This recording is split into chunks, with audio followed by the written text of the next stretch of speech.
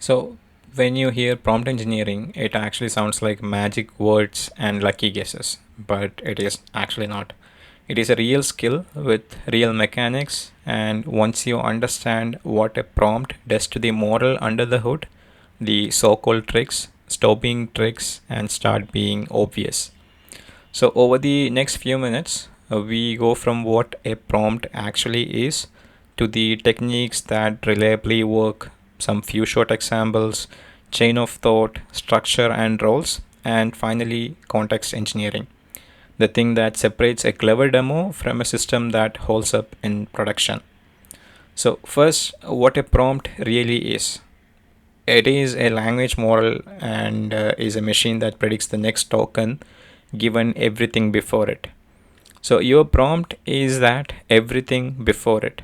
You are not giving the model commands so much as setting the starting conditions for its prediction. So every word you add shifts the probabilities of what comes next. So a vague prompt leaves the distribution wide and the model wanders around. A precise, well framed prompt collapses that distribution toward the answer you actually want.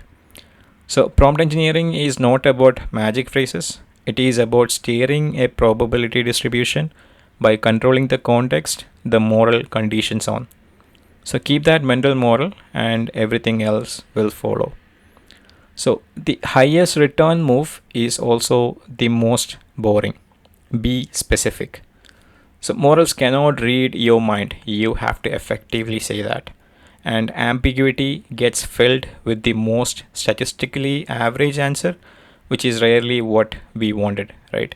So three things can actually sharpen a prompt. Give it a role or a goal so it knows the frame, what you're trying to achieve. Give it the context it needs, the data, the constraints, and the audience. So state the desired output explicitly, the length, the format, the tone, and then compare write about databases with you are a backend mentor, explain database indexing to a junior developer in three short paragraphs with one code example. Same model, but it'll return you wildly different results. Most bad outputs are not model failures. They are underspecified prompts. Often the fastest way to get what you want is to stop describing it and start showing it. This is what you call a few shot prompting. What you can do is, like inside this particular few shot prompting, you include a handful of examples of the input and the exact output you expect. Then give the actual real input. So the model is a pattern matcher, and concrete examples pin down the pattern far better than adjectives ever could. So if you want a specific JSON shape, a particular writing voice, a precise way of labeling data, two or three clean examples usually beat a paragraph of instructions. The catch is that the model copies whatever you show it, so your examples must be consistent and correct. Inconsistent examples teach inconsistency. Examples are instructions the model can actually see. For anything involving reasoning, math, logic, multi-step decisions, one technique actually stands out. Ask the model to think step by step before answering. So this is chain of thought. The reason it works is mechanical, not actually something magic. A model generates one token at a time with a fixed amount of computation per token. So if you force the final answer immediately, it has to compress all the reasoning into a single leap, and obviously it often slips. Letting it write the intermediate steps gives it room to work, and each step it writes becomes context that supports the next token. So the steps are scratch paper the model gets to read. For hard problems, the scratch paper is the difference between right and confidently wrong. So how you arrange a prompt matters as much as what is in it. So if all of text invites the model to blur your instructions together, so the structure, how you structure it, actually prevents that. You can use clear sections and delimiters to separate the instruction from the data, so the model never confuses between those two. Put the most important instructions where they land hardest, near the start and the end, so you avoid missing in the middle. And when you need a machine readable result, ask for it explicitly. Return JSON with these exact fields. Many models support a strict, structured output mode that guarantees valid JSON, so your code can parse the result instead of praying. Good structure turns a helpful request into a reliable contract. Chat models do not see one single flat prompt. They see messages with roles, and each role has its own job. For example, the system message sets the durable rules actually, who the model is, how it should behave, what it must never do. It carries the most weight and persists across the whole conversation. So stable instructions belong there, not buried in a user turn. The user messages carry the actual request. The assistant messages are the model's own replies, which also become context for what comes next. Putting your guardrails and persona in the system role and the task in the user role keeps behavior consistent even as the conversation grows.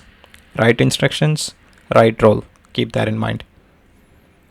So here is where prompt engineering grows up into context engineering. In a real application, the prompt is not handwritten. It is almost always assembled at runtime. System rules, retrieved documents, conversation history, tool results, all packed into a limited window. The skill becomes deciding what earns a place in that window and what actually gets left out. So we have to pull in the relevant facts with retrieval, summarize all history instead of dragging all of it along, and order things deliberately. Because models pay less attention to the middle of a long context than to its ends. More context is not always better. The right context in the right order is better.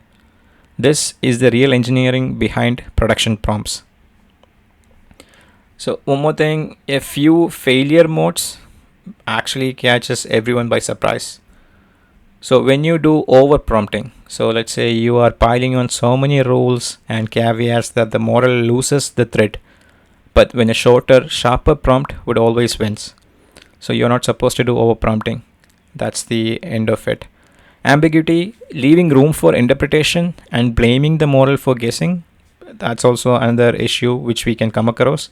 Lost in the middle, stuffing the key fact into the center of a huge context where attention is the weakest. And the dangerous one, prompt injection.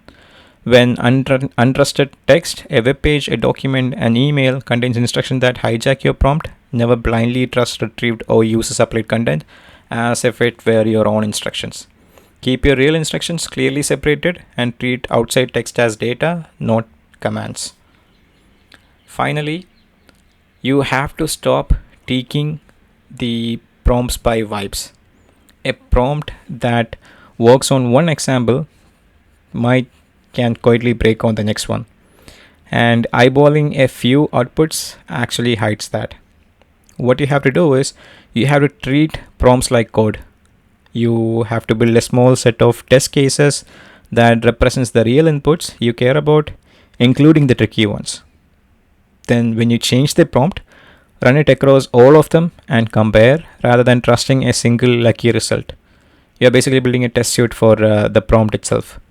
For larger systems, you can even have a strong model grade that outputs against your criteria automatically. The point is the same: measure, do not guess. A prompt you have tested across many cases is a tool. So that is prompt engineering, end to end. A prompt sets the conditions for the model's next token prediction, so specific beats clever every time. Show the pattern with few short examples, give reasoning room with chain of thought, structure the prompt and separate instructions from data, put durable rules in the system role, then graduate to context engineering, curating exactly what fills the window and in what order. Watch for overprompting, ambiguity, and injection. And test your prompts like code instead of trusting one good run. No magic words, just a clear model of what the model is doing and the discipline to steer it on purpose. So I hope I have given you some idea about how prompt engineering works. If you have any questions, let me know in the comments.